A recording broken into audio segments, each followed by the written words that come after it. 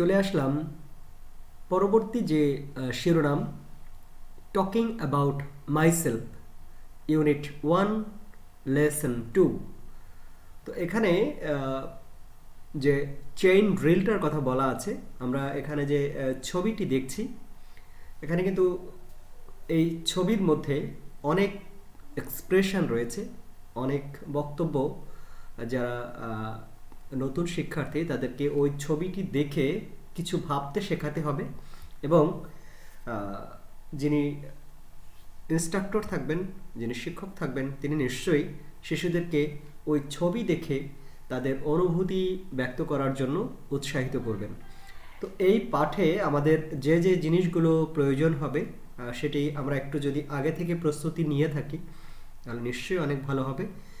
তো এই পাঠের জন্য যে জিনিসগুলো খুবই দরকার হবে সেটি হচ্ছে যে কোনো একটি খেলাধুলার উপকরণ এবং বিভিন্ন রঙের যে কাগজ সেটি, এবং যদি সম্ভব হয় কিছু ফুল বা ফুলের ছবি, অথবা যদি বাস্তব উপকরণ নিয়ে যাওয়া যায় তাহলে এই শ্রেণী কার্যক্রমটি অনেক বেশি ফলপ্রসূ হবে।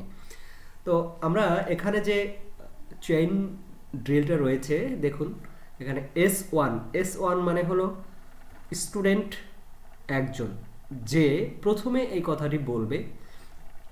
দেখুন এখানে বলা আছে Alex is my name, football is my game, red is my colour, rose is my flower. তো এখানে একজন শিশু সে বলল Alex is my name, football is my game, red is my colour, rose is my flower.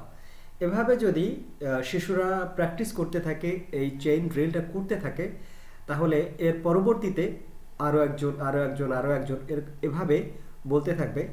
যেমন Monimoy is my name, cricket is my game, red is my colour, water lily is my flower.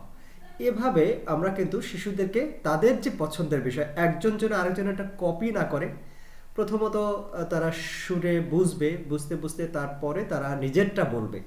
এই যে নিজের বলার যে দক্ষতা সেটি যদি develop করা যায় তাহলে আসলে এই যে এই পাঠের যে উদ্দেশ্য সেটি কিন্তু অর্জিত হবে। তো আপনাদের কাছে আমার একটি অনুরোধ রয়েছে, আপনারা আমার যে ভিডিওগুলো সেটি কি বাংলাতেই দেখতে চাচ্ছেন নাকি আমি সম্পূর্ণ ইংরেজি ভার্সানে আমি এই ক্লাস প্রেজেন্টেশনগুলো করব? দয়া করে আপনার কমেন্টসে জানাবেন। আশা করছি সেই অনুযায়ী আমি তাহলে আমার যে পরবর্তী ভিডিওগুলো আসবে সেটি কি বাংলাতে হবে নাকি সম্পূর্ণ ইংরেজিতে হবে সেটি জানালে আমি অবশ্যই সেভাবে উপস্থাপন করার চেষ্টা করব।